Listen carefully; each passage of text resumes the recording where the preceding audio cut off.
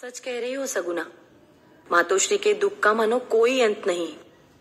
सूबेदार मालेराव की मृत्यु के पश्चात मातोश्री हिमालय जाना चाहती थी, लेकिन कर्तव्य की निष्ठा ने देवी को रोका। हाँ, इंदौर से मालेराव की स्मृतियां जुड़ी थी। बीती बातें बार बार याद आती, दुख बढ़ता। इसलिए मातोश्री ने राजधानी महेश्वर लाने का निर्णय किया। पवित्र नर्मदा किनारे बसी राजा महिष्मान की यह नगरी माता के कारण तीर्थस्थान बनती जा रही है। बिल्कुल ठीक कहा तुमने। जहाँ देवी रहेगी वह स्थान तो पुण्यस्थली बनना ही है। जब से माता ने कारोबार हाथ में लिया है, पूरे राज्य में सुख का सूरज निकल आया है। क्यों नहीं आएगा? यहाँ आते ही मातोश्री ने विभिन्न स्थानों से बुनकरों को बुलाकर बसाया, उन्हें मकान, धन, सब सहायता दी। अब देखना, देवी के आशीर्वाद से महेश्वर की साड़ियां पूरे हिंदुस्तान में प्रसिद्ध हो जाएगी। अरे, बुनकर ही क्यों? देवी तो पूरी प्रजा का ध्यान रखती है। गरीबों के लिए सदाव्रत अन्न सत्र प्रारंभ किए। देश के सभी भागों से गरीब, विद्वान, साधु संत देवी की कीर्ति सुनकर महेश्वर आते हैं और धन्य हो जाते हैं दर्शन से। मैं तो दिन में 3 बार दर्शन करती हूँ देवी का, फिर भी मन नहीं भरता। गंगा जल समान पवित्र है मातोश्री, पशु पक्षियों तक सबका ख्याल रखती है। चल भाई चल, देवी का दर्शन का समय हो गया है। भोजन के पहले देवी मंदिर दर्शन करने जाएगी, वहां की तैयारी भी देखनी है। देवी को अनुशासनहीनता कतई पसंद नहीं, सब कार्य व्यवस्थित एवं समय पर चाहती है। चल सगुना, देवी का वर्णन करते तो सदियां बीत जाएगी। देवी की गुण गंगा गंभीर नर्मदा मैया जैसी अखंड बहती धारा है। मंजुले, तू बड़ी भाग्यवान है, पूरा दिन देवी के साथ रहती है। पुण्य सलीला मातोश्री की छाया बनकर उनकी सेवा करती है। हाँ, गत जन्म का मेरा कोई पुण्य होगा जो इस जन्म में देवी की सेवा का मौका मिला। अरे, मातोश्री आ रही है, तू जल्दी जा। पुजारी जी को कहना मातोश्री दर्शन के लिए पधार रही है। जा जा, जल्दी जा। मंजुला, अभी मंदिर नहीं गई? जाओ, पुजारी को खबर करो, हम दर्शन करने आ रहे हैं। जी मातोश्री, अभी अभी सगुना को भेजा है मातोश्री। अच्छा, तो सगुना भी यही थी अब तक? कितनी बार कहा है, फालतू गप्पे मत करा करो। जी नहीं मातोश्री, क्षमा करना। वो जरा सगुना आपका गुणगान कर रही थी तो मैं भी जरा हाँ, पगली कहेगी। अरे, गुणगान करना है तो भगवान का करो। मनुष्य तो उसके हाथ का खिलौना है, जैसे वो नचाएगा वैसा जीवन में बर्ताव करना है। अच्छा, जा, उदाबाई साहब को बोलना हम दर्शन करके भोजन कक्ष में आ रहे हैं, आप भी पधारे। जी मातोश्री। गुणगान, इस दुर्दैवी अहिल्या का गुणगान। लोग कहते हैं कि अहिल्या देवी है, तुलसी दल समान पवित्र। फिर तुलसी में ये भांग का पौधा क्यों आया? अपने ही पुत्र को हम सुसंस्कार नहीं दे पाए। ससुर जी, पति, इनकी मौत का गम शायद कम था, इसलिए पुत्र भी छोड़ गया, और उसके साथ हमारी छोटी छोटी कच्ची उम्र की 2 पुत्रवधू सती हो गई। हम उनको नहीं रोक पाए। हे मल्हारी मार्तंड, और क्या क्या सहना पड़ेगा इस अहिल्या को। कितनी बार विष का घूंट पीकर कर्तव्य का हंसते हंसते पालन करना पड़ेगा। कितनी बार।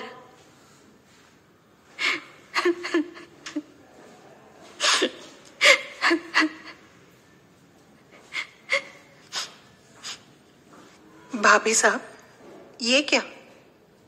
आपने हमें वचन दिया था कि अब बिल्कुल नहीं रोएंगी, और थोड़ा एकांत मिलते ही फिर रोना शुरू।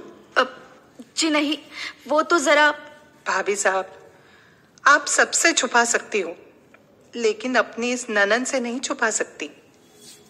याद है, हम ससुराल से अपने दुख समेटकर वापस लौट आए थे। तब आप और खंडेराव दादा ने ही हमें धीरज बंधाया था और कहा था कि आज से हमारा रिश्ता ननंद भाभी का नहीं, हम सहेली होकर रहेंगे, सुख दुख में साथ देंगे। तब से इस महल में हम एक प्राण दो शरीर जैसे रहे हैं।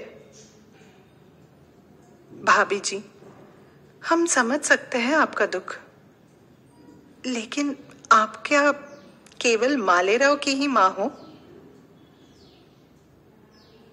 उठिए उठिए, हम आपके लिए एक बहुत ही अच्छी खबर लाए हैं। अच्छी खबर? हमारे लिए?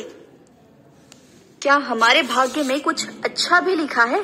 जाइए, अब हम आपसे बात नहीं करेंगे। हमारे आंसू पोंछकर आपने हमें तो हंसना सिखाया, और अब आपको थोड़ा हंसाना चाहते हैं तो आप। अच्छा लो जी, गलती हो गई।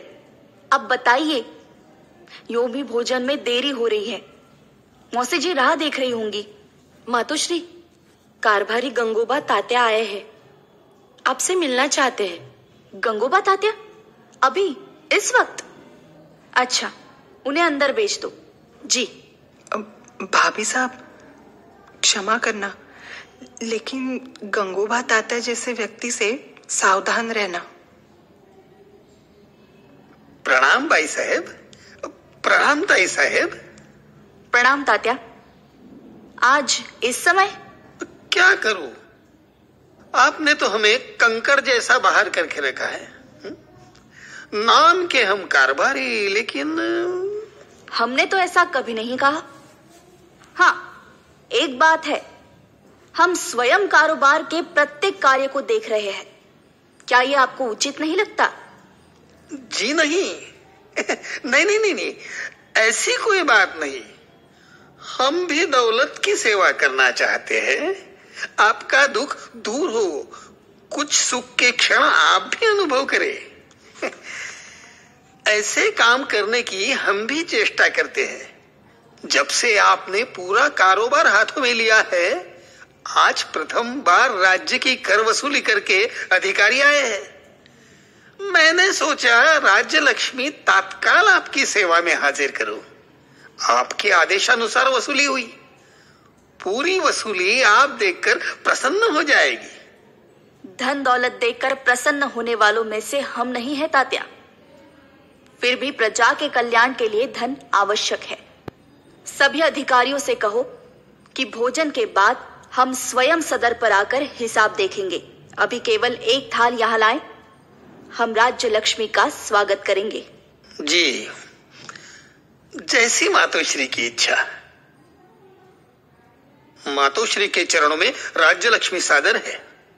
मंजुला जी। जरा तुलसी पत्र लाना। जी मातोश्री। आज राज्य लक्ष्मी हमारे घर आई है। प्रभु को प्रिय तुलसी पत्र से ही उसकी पूजा होनी चाहिए। लीजिए मातोश्री। भाई साहब, ये अब क्या कर रही है? क्यों, आप नहीं समझे इसका अर्थ? समझोगे भी नहीं। इसके लिए प्रबल त्याग भावना मन में आवश्यक है। तात्या, इस धनराशि पर तुलसी पत्र रखने से ये पवित्र हो गई है। आपने ये हमारे चरणों पर समर्पित की थी और हमने तुलसी पत्र रखा, इसीलिए हमारे लिए अब ये प्रभु हो गई है। इसमें से एक भी मुद्रा हमारे स्वयं के खर्च के उपयोग में नहीं आएगी। ये राज्य लक्ष्मी है। प्रजा से कर भार इसीलिए लिया जाता है कि वो प्रजा के कल्याण के लिए काम आए, राजा या अधिकारियों के उपभोग के लिए नहीं। ये धन राज्य की व्यवस्था और प्रजा हित में ही काम आएगा। ये धन हमारे लिए पवित्र है, लेकिन शिव निर्माल्य के समान। ओ भाभी जी चाहता है नजर उतारो आपकी, जान न्योछावर करूं आप पर।